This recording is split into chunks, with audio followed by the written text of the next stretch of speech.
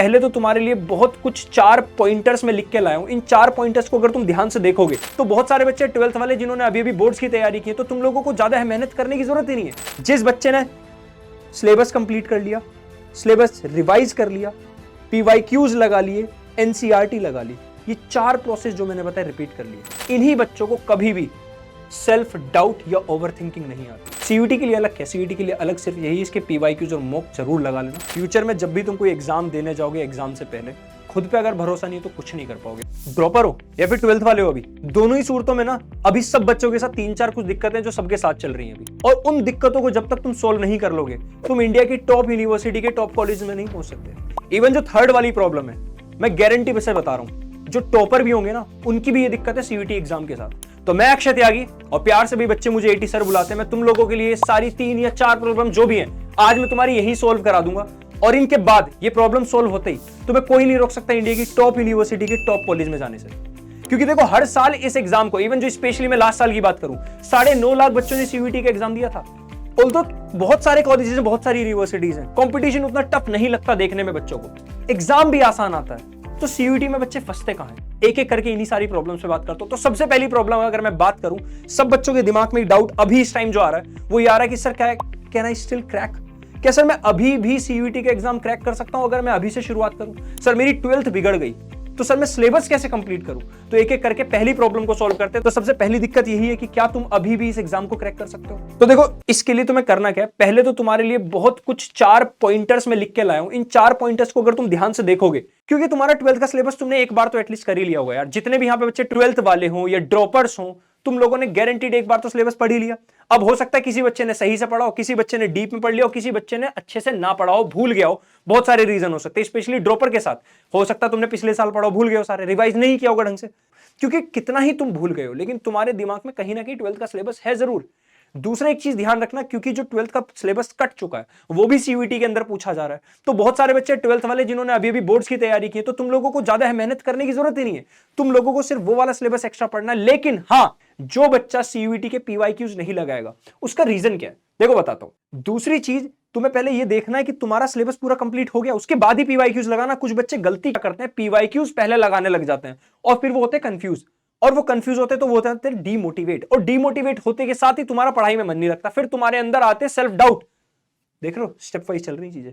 फिर आता self doubt, फिर तुम्हें लगता है तुमसे नहीं हो पाएगा। तो जब तुम एक बार सिलेबस कंप्लीट कर लेते हो तो तुम्हें एक पहला तुम्हारे अंदर कॉन्फिडेंस आता है, और जब तुम कॉन्फिडेंस आता है उस कॉन्फिडेंस को बूस्ट किस तरह से करोगे, पीवाईक्यूज लगा के। क्योंकि सीयूटी जो मैंने बोला था ना, 3rd पॉइंट एक सबसे बड़ी प्रॉब्लम जो बच्चों के साथ, वो प्रॉब्लम क्या है, इवन टॉपर के साथ भी वो प्रॉब्लम ये है कि सीयूटी के एग्जाम ज्यादा बार हुआ नहीं है। तो इस एग्जाम को जज करना बहुत मुश्किल है। जैसे कोई बच्चा अगर मान लो नीट एग्जाम की प्रिपरेशन कर रहा है, कोई बच्चा आईआईटी एग्जाम की प्रिपरेशन कर रहा है, या फिर किसी बच्चे ने 12th बोर्ड्स की प्रिपरेशन की, इन तीनों ही बच्चों के साथ एक अच्छी चीज ये होती है कि इन्हें पता है कि पेपर किस लेवल का, किस तरीके का आता है। हो सकता है ऊपर नीचे आ जाए, लेकिन एक सीक्वेंस पता है पेपर का, क्योंकि इनके पास बहुत साल के प्रीवियस ईयर पेपर है, तो बच्चा जज कर पाता है ना। लेकिन सीयूटी के एग्जाम के अंदर वो सबसे बड़ी जजमेंट की प्रॉब्लम है, क्योंकि एग्जाम ज्यादा बार नहीं हुआ, तो बच्चों को डाउट रहता है कि किस तरह का एग्जाम आएगा, एग्जाम इजी हार्ड, क्वेश्चन किस लेवल के आते हैं, क्वेश्चन कहां से आते हैं और किस टाइप के क्वेश्चन आते हैं। तो सबसे पहले इसीलिए तुम्हें तीसरा वाले पॉइंट पे बहुत ज्यादा ध्यान रखना है, रेफरेंस बुक तुम लो या ना लो, क्लास नोट्स तुम्हारी इससे जुड़ी हुई है। जो बच्चे बैचेज में होंगे वो क्लास नोट्स करनी है, क्लास नोट्स सबसे फायदेमंद होते हैं। अपने नोट्स से जो पढ़ता है ना वही टॉपर बनता है, किसी टॉपर के नोट्स लेके नहीं पढ़ाई कर पाओगे। पीवाईक्यूज प्लस एनसीईआरटी, पीवाईक्यूज तुम्हारे अंदर वो जजमेंट लेके आएंगे। मैं सीयूटी चैनल पर करा भी रहा हूं पीवाईक्यूज, लास्ट क्लास में मैंने 20-25 पीवाईक्यूज कराए थे, इस क्लास में 20-25 पीवाईक्यूज कराए। तो पीवाईक्यूज तुम्हें वो जजमेंट वाला वो मेंटालिटी, वो सोच देते हैं कि अच्छा क्वेश्चन इस लेवल के आते हैं, क्वेश्चन इस तरह से आते हैं। देखो पेपर हार्ड इजी मीडियम कुछ भी आ सकता है, लेकिन तुम्हें हमेशा वर्स्ट केस के लिए तैयार रहना ना। तुम्हें ये तैयार रहना है कि अगर मान लो पेपर हार्ड आ गया तो मैं क्या उसके लिए तैयार हूं, मैंने क्या उस लेवल पे सिलेबस पढ़ा हुआ, उस लेवल के क्वेश्चंस करे हुए हैं। तो तुम्हें क्वेश्चन सारे दिख जाएंगे लेवल वाइज, तुम्हें मैंने क्वेश्चन कराए हैं पीवाईक्यूज, तो तुम यहां से जज कर पाओगे। इसके बाद अब जब तुम पीवाईक्यूज कर लोगे, क्योंकि मैंने बच्चों को कराए हैं, जिन बच्चों ने करे उन्हें ये बात पता होगी, तुमने ऑब्जर्व की होगी कि वहां पे ना एनसीईआरटी के क्वेश्चंस भी थे बहुत सारे। इवन ऐसे क्वेश्चन थे जो बोर्ड के प्रीवियस ईयर पेपर में आए हुए हैं, बोर्ड के पेपर में आए हुए हैं। तो देखो सीयूटी एग्जाम क्योंकि ज्यादा बार नहीं हुआ, तो जो बैठे ना ऊपर लेवल पे वो भी नहीं चाहते कि बच्चे फालतू का हेडेक लें, तभी तो सोचो बोर्ड का सिलेबस इतना कम हो गया, तो वो भी ये बात नहीं चाहते। तो वो क्योंकि एग्जाम कम बार हुआ तो वो भी तुम्हें चीजें रिपीटेटिव वाली देंगे, यानी कि तुम्हें एनसीईआरटी फोकस चीजें रखेंगे, ठीक है। और PYQs तुम करके जाओगे तो तुम्हें उस टाइप के क्वेश्चंस देखने को मिलेंगे। तो इसलिए ये थर्ड स्टेप तुम्हारे लिए बहुत इंपॉर्टेंट है। जिस बच्चे ने सिलेबस कंप्लीट कर लिया, सिलेबस रिवाइज कर लिया, PYQs लगा लिए, NCERT लगा ली, ये 4 प्रोसेस जो मैंने बताया रिपीट कर लिए। इसी को रिपीटेटिवली करना तुम्हें 2 बार कर लिया तो बस खत्म। इन्हीं बच्चों को कभी भी सेल्फ डाउट या ओवरथिंकिंग नहीं आती। होता क्या सेल्फ डाउट और ओवरथिंकिंग? सिंपल सी बात है, जब तुम्हारा किसी भी चीज को लेके कॉन्फिडेंस लो होता है।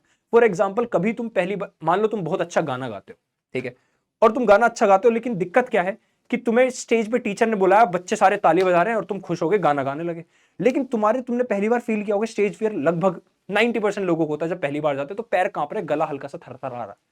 तो होता क्या, इस गड़बड़ में तुमसे ना गाना हल्का सा, मान लो वर्ड गलत हो गया, तो तुमने देखा होगा तुम्हारा कॉन्फिडेंस एकदम से डाउन हो जाता है। और कॉन्फिडेंस डाउन होते ही अब प्रॉब्लम ये होती है कि तुम लोग उस गाने को, जो चीज तुम्हें इतने अच्छे से आती है, तुमने इतनी प्रैक्टिस कर ली, तुम उसे भी नहीं गा पाते।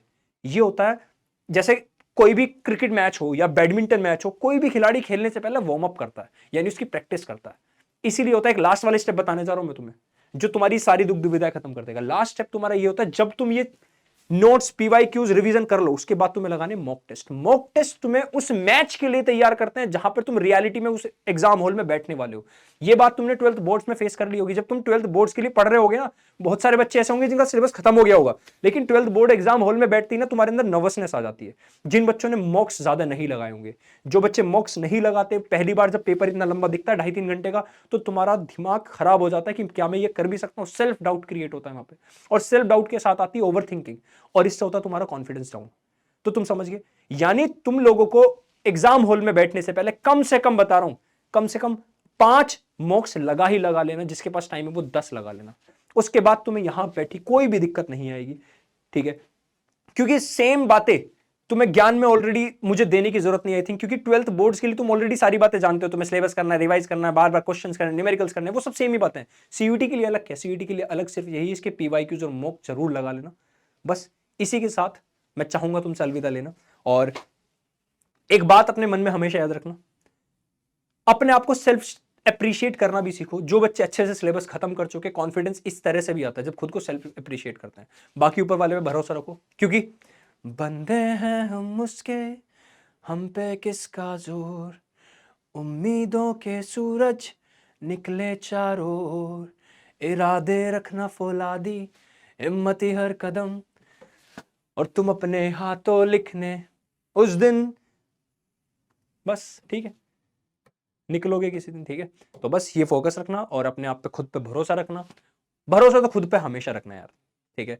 फ्यूचर में जब भी तुम कोई एग्जाम देने जाओगे, एग्जाम से पहले खुद पे अगर भरोसा नहीं है तो कुछ नहीं कर पाओगे। वो खुद का जो भरोसा है ना, वही तुम्हें, तुम्हारा कॉन्फिडेंस बूस्ट करता है। तुम्हारे कहीं ना कहीं कुछ मार्क्स तो तुम्हारे नर्वसनेस के कट जाते हैं, जल्दबाजी के कट जाते हैं।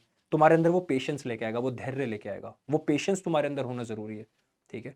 मेहनत करो अभी, फ्यूचर के लिए इतना सोचना मत कि हो पाएगा नहीं हो पाएगा। टारगेट अपने छोटे छोटे बनाओ। कोई भी बच्चा लंबे टारगेट नहीं बनाएगा, छोटे छोटे टारगेट बनाएगा। 2 महीने बाद का टारगेट नहीं बनाना, तुम अभी 2 दिन का टारगेट बनाना है, लेकिन 2 दिन में तुम क्या करने वाले हो, फिर अगले 2 दिन में तुम क्या करने वाले हो। और डेली जब तुम सोओगे, सोने से पहले 5 मिनट एक शीट लो, उस पर अपनी डेली के अगले दिन के टारगेट लिखा करो, और अगले दिन सोने से पहले उन टारगेट पर टिक किया करो कि क्या तुमने टारगेट आज अचीव किए, क्या अचीव किए वो टारगेट। ये सब बस ये कर लो। और अगली मेरी PYQs की क्लास होगी, उसमें मैं तुम लोगों से पूछूंगा कि तुमने कितने टारगेट्स पे काम किया, कितने पे नहीं किया, और वहां मिलेंगे। कमेंट में बता देना कोई एक आधी बात रह गई तो I will discuss on that too, ठीक है। जय हिंद, bye bye, see you and best of luck.